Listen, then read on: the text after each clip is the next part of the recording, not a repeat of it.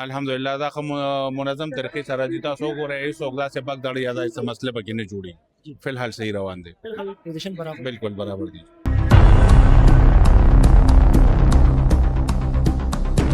نن چې دا خدمت تاسو کوي زه هم چې आवाज بم ناست دي اواز خو سرجي به زموږ ناس ته پرونه زموږ لګیو بس عوام ډېر زیات دي او هر سړی بس را روان دي هر څه نه تقریبا زموږ د پاکستان نه تقریبا خلک را روان دي جی او بس موږ هم خدمت کوو او دا موږ تقریبا جوش جذبې سره کوو ځکه چې لکه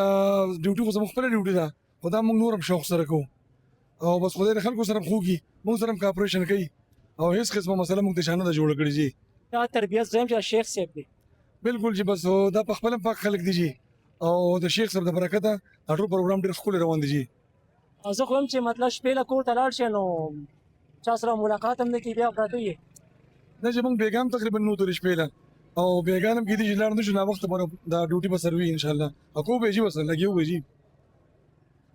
دې ته ویل شي د قوم سره مینه او خاصه د علماء کرامو سره چې کوم دی هغه مینه کوي چې د بیګانه لګیا دي تر اوسه پورې چې کوم دی خوب یا ناسته یا چې کوم دی زه هم چې هغه روټۍ به هم خوړلي وو په منډه به یې کړ داسې به نه بالکل جي کوو به انشاءالله چې بس ډیوټي خو زموږ خپله ډیوټي ده او دا خو چې نور هم شوق سره کوو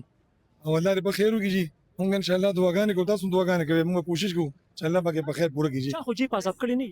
نه جي نه چا هم راته هېڅ نه ویلې بس ټول خلک صحیح خلک دي جي او جو ډېر ښکلې موږ سره کوآپریشن کوي ټول جي دا برکت د چا وي جي دا چې د شیخ صاحب برکت دی جی او الله پاک ته هغوی وبخي او موږ ان شاء الله کوشش کوو چې زموږ نه څوک خفه نشي جی السلام علیکم وعلیکم السلام ورحمۃ اللہ وبرکاتہ. حالات ښه دي ماشاءالله ماشاءالله الحمدلله تاسو دعاګانې دي. یاره ته ووایه چې دا خلک ځلې کول دا ستړی کول دا خو ډېر ګران کار دی جي دا د الله په فضل کېږي ماشاءالله. الله رب العالمین ډېر لاک لاک شکر دی. موږ ډېر کمزوري او د شیخ صاحب په خدمت کې لګیا یو نن ماشاءالله ډېر د لرې لرې ځای نه میلمانه راغلي. زموږ د ډېرو ورځو نه اراده وه ډېرو ورځو نه چې انشاءالله ځو به څنګه چې جنازې له راغلي وو داسې به انشاءالله دې کانفرنس له هم راځو. ماشاءالله د انلیم رافلی تنظیم حاجي سرګن کړي هریچند د طرفه موږ راغلي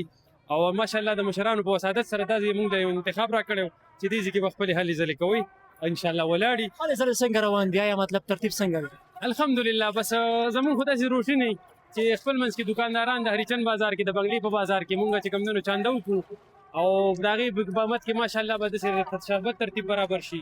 سهار بس ملګرو وي چې احسان به ځو به خامخا به ځو زموږ اراده وه ماشاءالله.